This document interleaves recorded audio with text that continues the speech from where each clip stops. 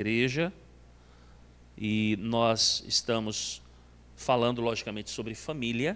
Estamos falando sobre família, e nós vamos encerrar esse aspecto desse fundamento, né, hoje. Nós estamos falando sobre família e falamos sobre piedade, né? Falamos sobre a piedade para a nossa geração na semana passada, falamos um pouco sobre a piedade para as gerações vindouras, né? E falamos de que elementos são importantes para que essa piedade ela possa, logicamente, ser gerada no centro das famílias. Então, nós começamos aí com a oração, fizemos um questionamento se nós, de fato, estamos orando pelos nossos lares, especificamente pelos nossos filhos, né? Seguimos o próprio exemplo do Senhor Jesus. Vimos o quão é importante, irmãos, a prática da palavra de Deus. E estabelecemos aqui um princípio com base no texto lá de Deuteronômio, capítulo número 6, que fala dos nossos desejos estarem focados em Deus, centralizados no Senhor, em vivermos de fato a verdade do Evangelho de uma maneira prática. Posteriormente, nós ainda falamos e até vimos a questão do exemplo do próprio Senhor Jesus, né? Ali em João capítulo de número 13, quando ele vai dar o exemplo aos seus discípulos daquilo que eles deveriam fazer. Veja, ele não estabelece primeiro um princípio, mas Jesus ele dá um exemplo para que depois ele possa estabelecer o preceito. E aí nós então adentramos o assunto do preceito, né? E trabalhamos ali inclusive Provérbios capítulo 22, verso número 6, quando diz: ensina a criança no caminho que deve andar, e quando for velho não se desviará dele. E aí então falamos sobre a questão da providência. Providência que nós já havíamos trabalhado no princípio, quando trabalhamos a chamada providência de Deus, mas a providência dos pais também, né? Como os pais devem providenciar todas as coisas para os seus filhos, no intuito de guardá-los, protegê-los, zelar, cuidar deles, prover para eles, não apenas no quesito da oração, não apenas no quesito da prática, não apenas no quesito dos preceitos, na proclamação dos ensinos, né, da palavra de Deus, mas de fato zelando, cuidando, especialmente com vistas a essa cultura, né, que tem certamente aí marcado a nossa geração. E vimos a importância da família então. Nos lembramos, irmãos, que a família é esse núcleo básico, é o berçário, né, para que essas coisas estejam acontecendo. E, logicamente, a gente precisa começar no lar. A igreja é um elemento que Deus nos dá, logicamente, para que isso na igreja possa ser dado continuidade a isso, né? A igreja ela possa fornecer elementos importantes que vão contribuir para isso. Mas o núcleo básico é a família. Todas as coisas elas começam da onde? De dentro do lar, do cuidado dos pais para com as suas famílias, para com os seus filhos. Hoje, o que eu quero ver com vocês, irmãos? Prática. Veja, nós estabelecemos vários princípios até aqui. A pergunta que nós vamos responder agora, e eu quero me ater com vocês de forma muito prática: como é que nós fazemos isso? Nós damos os preceitos, nós falamos da teoria, mas como é que nós vamos fazer isso na prática? Como é que nós vamos aplicar aquilo que nós já ouvimos aqui sobre família de maneira prática? Primeira coisa, tome nota. Primeira coisa, você deve considerar. Primeira coisa, na prática, considere a condição espiritual dos seus filhos. Eu vou transformar isso numa outra frase. Você, como pai e mãe, precisa conhecer o coração dos seus filhos.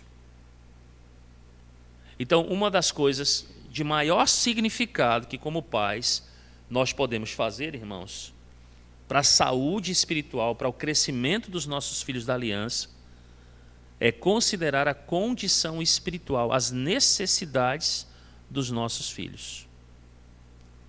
Então perceba, será que nós pensamos nas almas dos nossos filhos, como quando nós pensamos, por exemplo, na carreira que eles vão ter?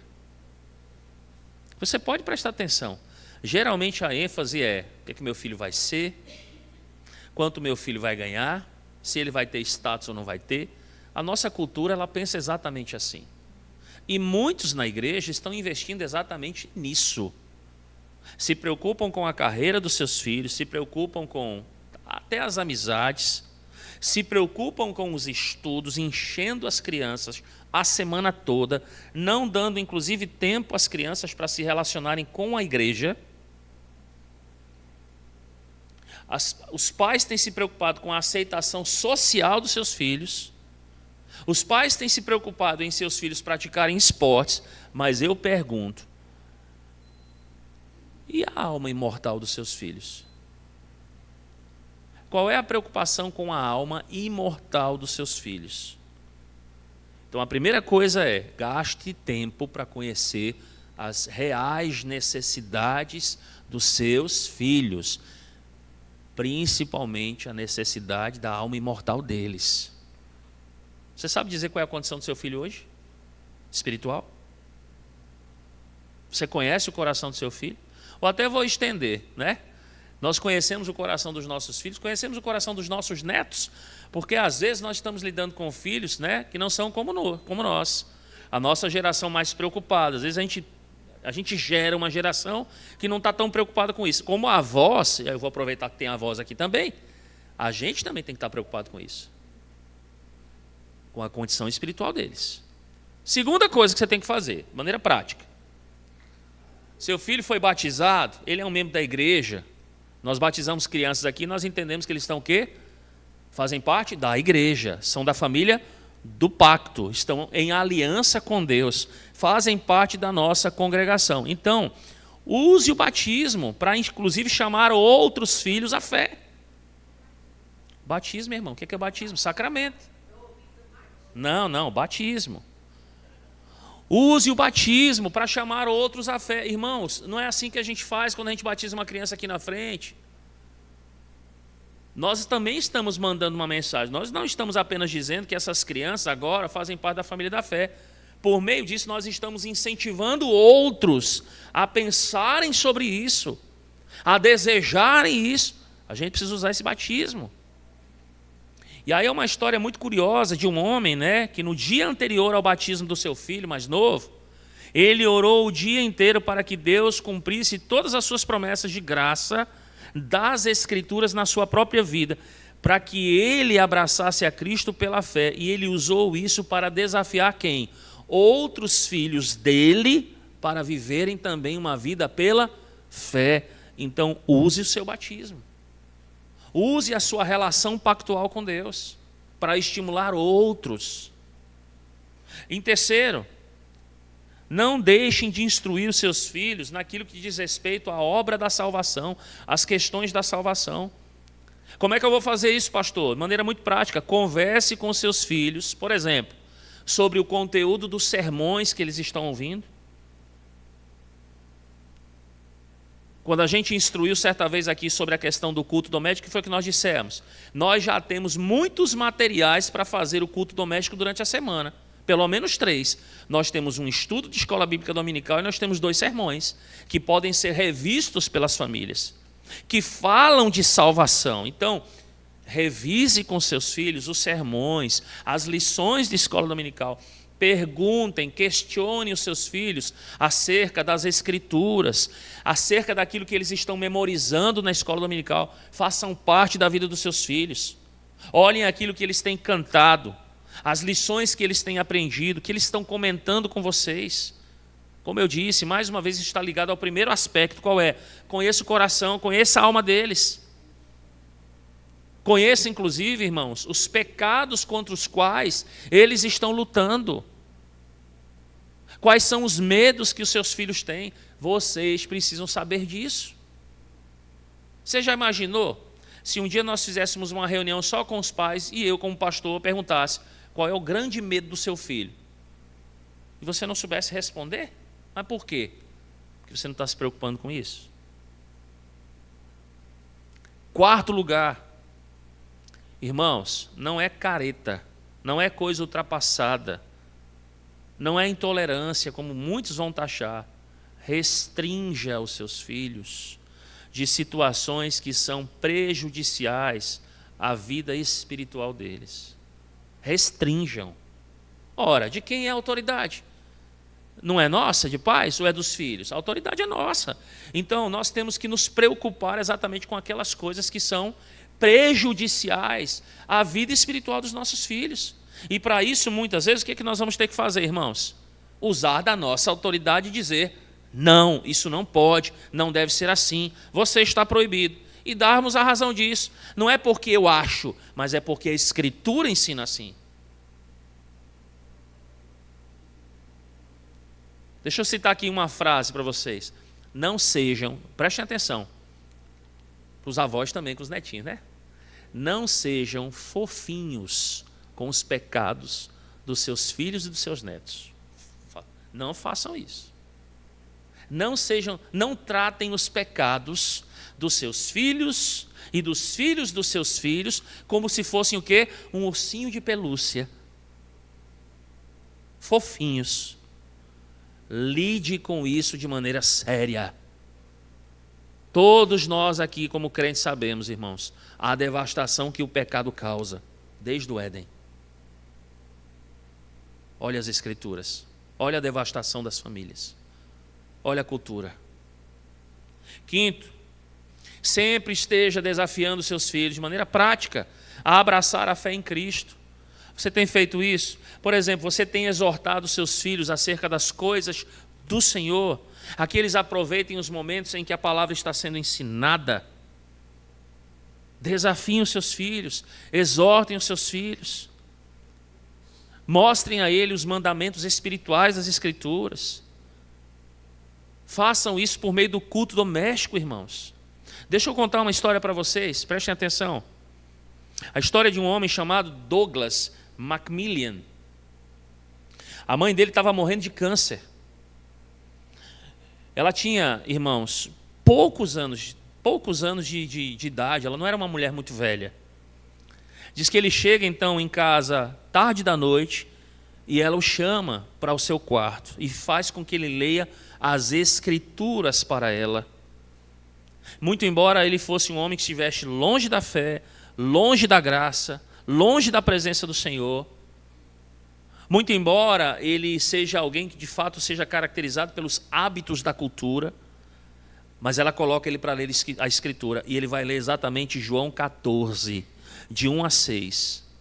E depois que ele lê João 14, de 1 a 6, ela diz: largue a Bíblia. Aquele texto, não é? O Senhor promete que onde quer que ele esteja, os seus discípulos estariam também com quem? Com ele. E aí a dona Macmillan, a mãe dele, nos últimos dias de vida, simplesmente disse ao seu filho assim: olha, em poucos dias eu estarei na presença do meu Salvador Jesus Cristo. Você vai me encontrar lá? Você estará comigo lá, meu filho? Perceba, uma mãe que deu todas as oportunidades para o seu filho.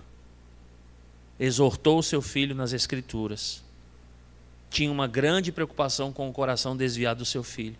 Irmãos, nós temos procurado essas oportunidades para exortarmos os nossos filhos acerca da salvação.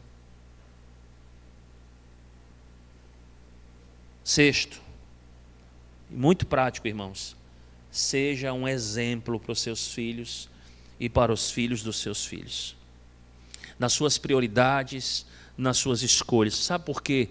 Porque os seus filhos veem você. Não é verdade, minha irmã? Os filhos, as pessoas, elas veem uma das outras. Os filhos, eles vão ver aquilo que é importante para você, que é pai. Então percebam, se Deus é importante para você, o que o seu filho vai reconhecer em você? Que Deus é importante para você. Não é verdade? É assim, irmãos. Perceba, o seu filho ele vai saber ou não se o dia do Senhor é importante para você.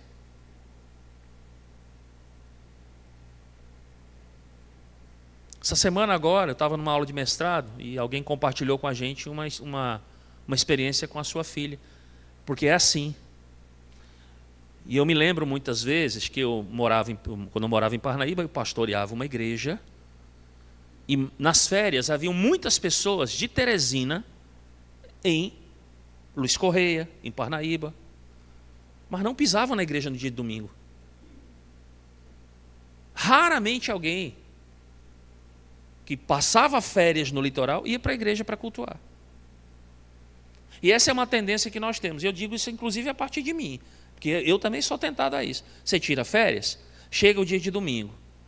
O que acontece? Porque a gente está de férias, a gente acha que tirou férias de quê? Da igreja. Não é verdade, irmãos? A gente é tentado, vamos ser sinceros, a gente é tentado a ficar um pouco mais na cama, a aproveitar uma praia, ou o lugar onde quer que você esteja.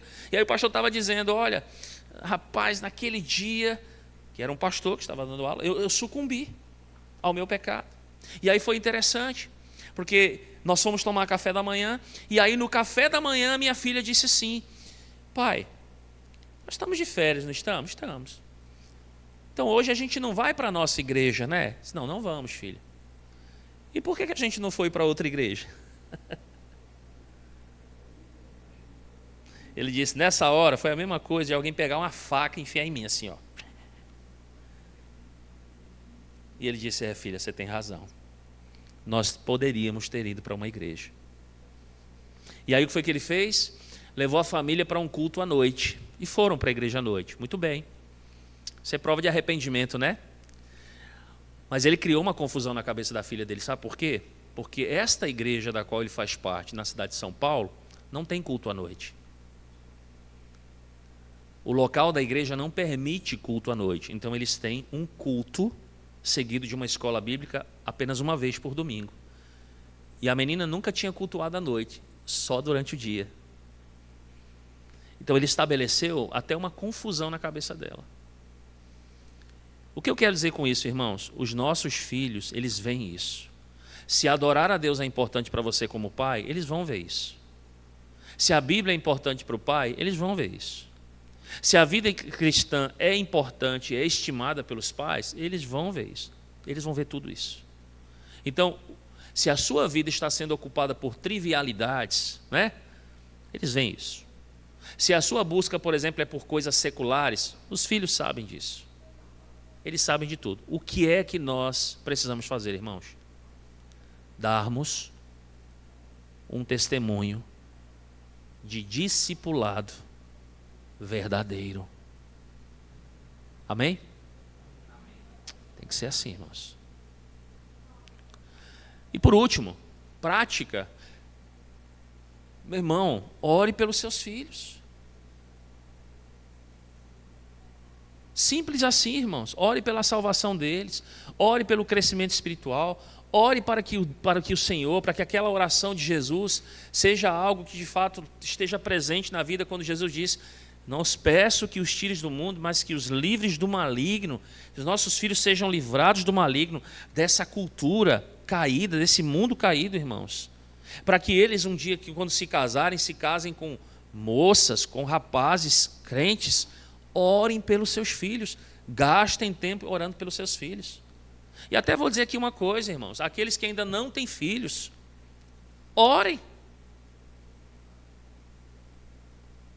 Orem, para o dia em que o Senhor, na forma dele, der a vocês o cuidado de crianças, filhos. Já orem por isso, irmãos.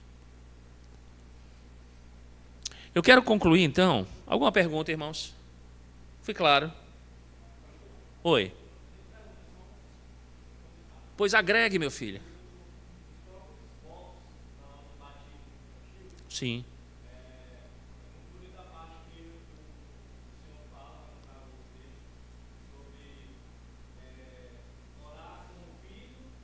E pelo filho. Ensinar. Perfeito. Isso. E você falou muito bem, você usou a palavra correta, são votos. São votos, irmãos. Ninguém faz voto de maneira precipitada ao Senhor. Lembram o que a Escritura ensina? Então é melhor não fazer do que fazer e não. Então veja, há muitos pais que estão exatamente nessa situação com o Senhor. Fizeram votos. E aí eu só volto aqui àquele ponto lá, o sexto, e não estão dando o que para os filhos? Um bom exemplo de um discípulo cristão. E aí, irmãos, não se enganem. De Deus não se zomba. Por quê? Porque Deus vai cobrar isso dos pais. Porque aquilo que eles estão plantando na família, eles vão o quê? Colher. Não pense que você vai plantar uma semente de uma coisa e você vai colher outra. Não, você vai colher exatamente aquilo que você plantou. Se você plantou responsabilidade, integridade, e você fez o que você tinha que fazer, logicamente, tudo certo, irmãos. Mas caso contrário, irmãos, a mão de Deus, ela pesa. Embora seja um Deus misericordioso, que ame, mas o nosso Deus, ele pesa a sua mão. Ele cobra. Deixa eu concluir então. Tenho 4 minutinhos para concluir agora. Bom, vocês entenderam tudo isso. Agora eu vou alencar mais uma única coisa. Maneira simples e prática de promover a religião familiar na sua casa. Então eu dei aqui algumas coisas de forma muito prática para você fazer. Para que você coloque tudo isso em prática também, o que você vai fazer?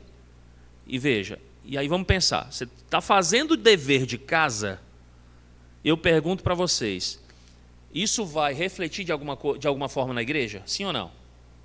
Vai. Então vamos pensar aqui agora na igreja.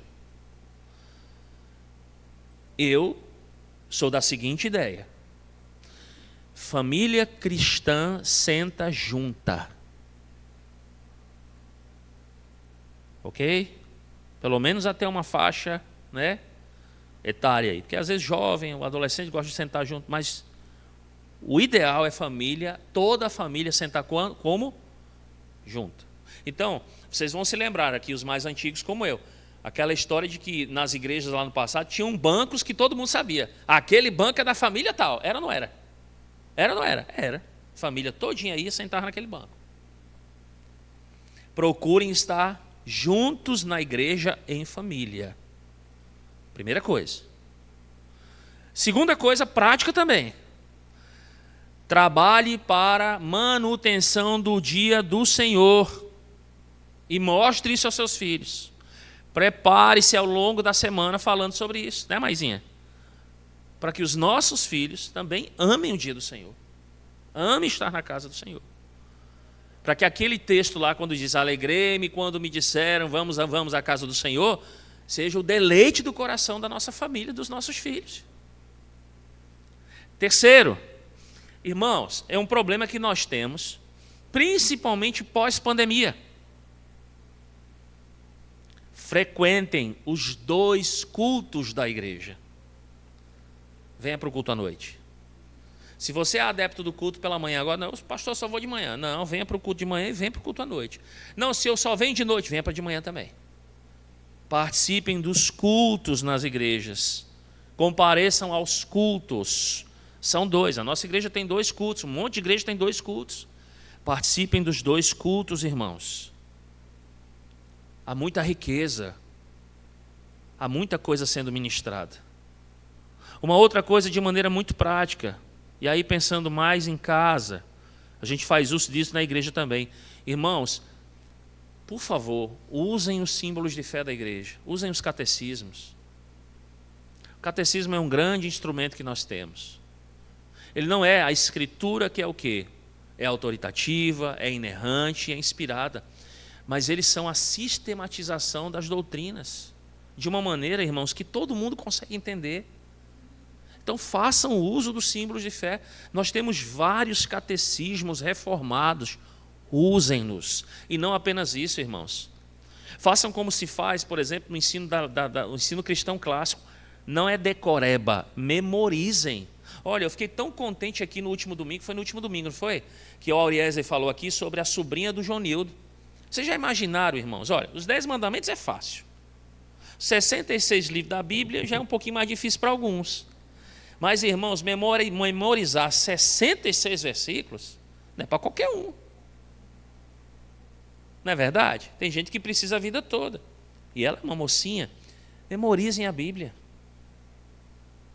Memorizem a Bíblia, memorizem as perguntas, as respostas, as provas bíblicas do catecismo. Irmãos, isso é maravilhoso. E outra coisa, irmãos. O que diz Deuteronômio capítulo 6? Volta comigo para lá, para Deuteronômio 6. Eu acabei nem voltando para esse texto, mas é o texto base para tudo aquilo que eu falei aqui, tá bom? Mas vamos pegar o texto lá, só para a gente concluir. Deuteronômio 6. Porque tudo que foi dito aqui está com base lá nesse texto. Então, eu só vou lembrá-los aqui de uma coisa. Você vai pegar comigo aí, Deuteronômio 6, verso de número... A partir do verso 6. 6, Porque assim, o 4, né, ele vai lembrar que Deus é o único Deus, aí ele vai lembrar do grande e primeiro mandamento, amarás o Senhor teu Deus, né, de todo o teu coração. E aí no verso 6 é onde está aí, digamos aí, um elemento importante. Qual é o elemento importante? Vejam lá, essas palavras que hoje te ordeno estarão no teu coração. No coração de quem? Dos pais. Agora olha o 7. Tu as inculcarás aos teus filhos. Delas, aí vejam lá, delas você vai falar assentado aonde? Na tua casa, andando pelo caminho, ao deitar-te e ao levantar-te. Então vamos lá, para a gente fechar. Irmãos, leiam, estudem, meditem nas Escrituras e façam isso o tempo todo. Olha o que ele diz no verso 7. Você vai inculcá-las aos seus filhos, você vai falar assentado em casa e no caminho, ou seja, todo o tempo, onde quer que você esteja. E não apenas isso, e ele diz lá, ao deitar-te e ao levantar, no princípio do dia e no fim do dia, ao longo do dia. Junta essas 4 aí, ao longo de todo o dia. Falem da Escritura. Está andando de carro com os filhos? Fala da Escritura. Eu sei que tem outros assuntos, mas fala da Escritura. Você está indo jogar um basquetezinho aí, um vôleizinho? Por que não falar da Escritura? Você está vindo para a igreja? Não é bom a gente vir para a igreja falando das Escrituras, cantando as Escrituras? Você está indo para a escola? Quantas vezes eu não levei as meninas para a escola e fui conversando com elas, né? Já que era muito cedo pela manhã, eu fazendo uma meditação com elas no carro, porque eu demorava 20 minutos para chegar na escola, e eu pegava, filhas, eu quero falar sobre o sermão de ontem. Olha, papai falou sobre, vocês lembram? Era 20 minutos de conversa até a escola. Façam isso, irmãos. Leiam a palavra de Deus juntos. Eu tenho certeza. Escutem o que eu estou dizendo, irmãos, que se nós praticarmos essas coisas, nós vamos revolucionar as nossas famílias. Nós vamos revolucionar as nossas gerações por meio da palavra de Deus. Amém? Vamos orar, irmãos. Pai Celestial, obrigado pela Tua palavra. Nós te pedimos, ó Deus, que estabeleças as nossas famílias cristãs de uma maneira profunda, sólida, forte. Que nós, como congregação, ó Deus, sejamos um grande apoio e encorajamento para essas famílias cristãs. E que essas famílias se tornem escolas para o discipulado cristão. E nós pedimos todas estas coisas em nome do Senhor Jesus. Amém. Amém. Deus abençoe, irmãos. Vamos em paz. Boa quarta-feira. Lembrando a programação de amanhã, a nossa palestra ela está prevista para as 9 da manhã, tá? Até porque depois eu quero fazer uma social, aí tem gente que eu já vi aí, está querendo jogar vôlei, está querendo jogar bola, está querendo aproveitar a piscina, tem o nosso almoço. Lembrando que o almoço, cada um leva o seu, tá bom? E a igreja vai providenciar as bebidas, beleza? Deus abençoe, até lá, se Deus quiser. Vamos ter um dia glorioso amanhã.